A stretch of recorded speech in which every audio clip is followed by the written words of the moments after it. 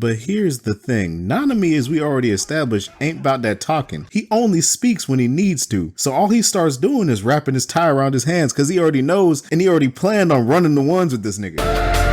MENACE.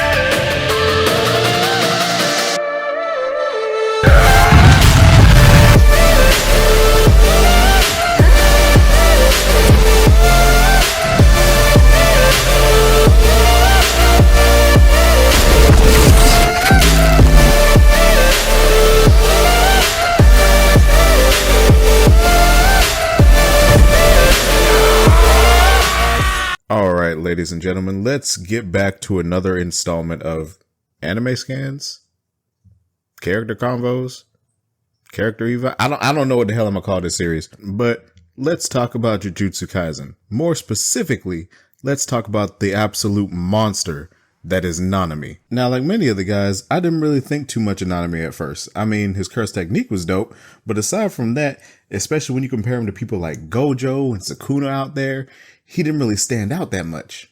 But notice how I specified the guys were thinking this way, not the women. The reason why I say this is because the moment that Nanami popped up on the screen, every woman changed that man's name to Nanami to Nanamite, because that's all they wanted they was fiending for this man. But I digress. Today I'm gonna put some respect on that boy Nanami's name, because if I'm being honest, I thought about it.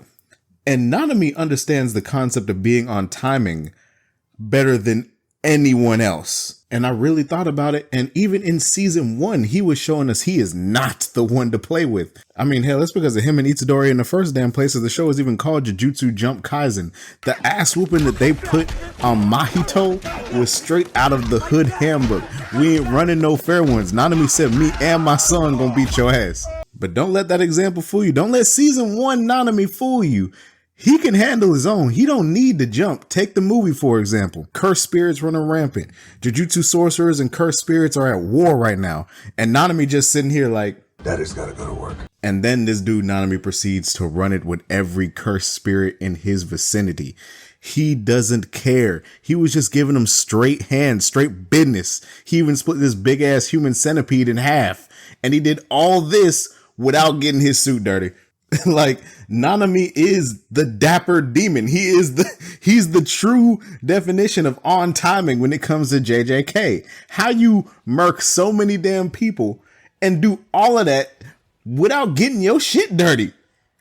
But nothing, and I mean nothing that Nanami has done compares to the ass whooping that he put on this dude right here. If you have not seen, or if you're not caught up with the latest season of JJK, I suggest you leave now because I'm about to set the scene for you.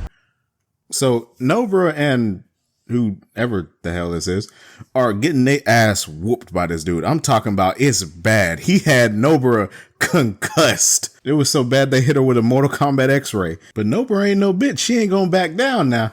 But while they're fighting and have a clash, some glass breaks at the end of the hall. And all you see is this nigga Nanami just standing there on some Batman shit. So old dude see this and he start talking mad shit. He's sitting over there like, oh, looks like I got another op. I mean, you ain't wearing the right colors, but I mean, I'll murk your ass too. But here's the thing. Nanami, as we already established, ain't about that talking. He only speaks when he needs to. So all he starts doing is wrapping his tie around his hands because he already knows and he already planned on running the ones with this nigga. So Nanami starts walking over to him. Casually, I might add. Old boy sees this and he's like, hey, yo, nigga, read the room. Can't you see I'm holding this bitch hostage?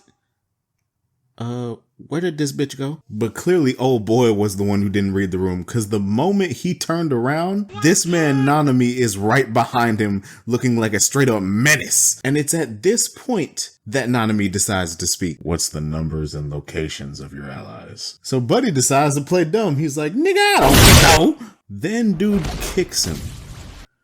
But this dude Nanami is so diesel, it felt like Buddy kicked a solid wall. Do y'all even comprehend how swole you gotta be to accomplish a feat like that? So Nanami sits there and he's like, okay, well maybe this nigga didn't hear me. What's the number and locations of your allies? Now I want y'all to know, any sane person, after landing 2 solid ass hits on somebody and realizing they didn't do a damn thing to that person, would have just ran. But this dumb motherfucker decided to stay and speak, so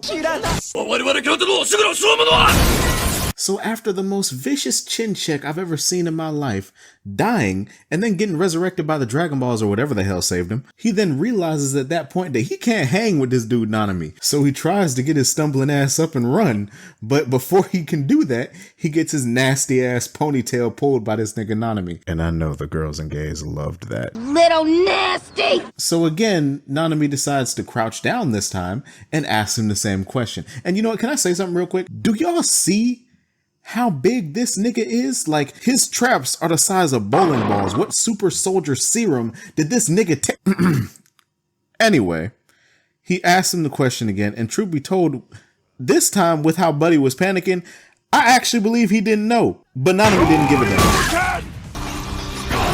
So I need y'all to understand something. After a brutal ass chin check, a gut check, you would think that if this nigga is still alive, he would have ran. After getting your stomach knocked into your throat, I 100% would have sold my niggas out. But that's besides the point. This stupid bitch decided that he wanted to play a hero or whatever the hell he wanted to do. So he decides the smart thing to do is to call Thing from the Addams Family out to help him.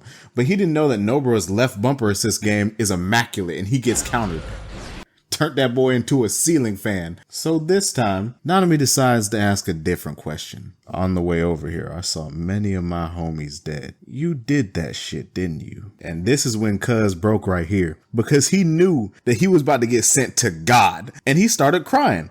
But y'all need to understand, Nanami is a kind and fair man. So once you realize your mistakes and apologize, I'm sure he'll forget.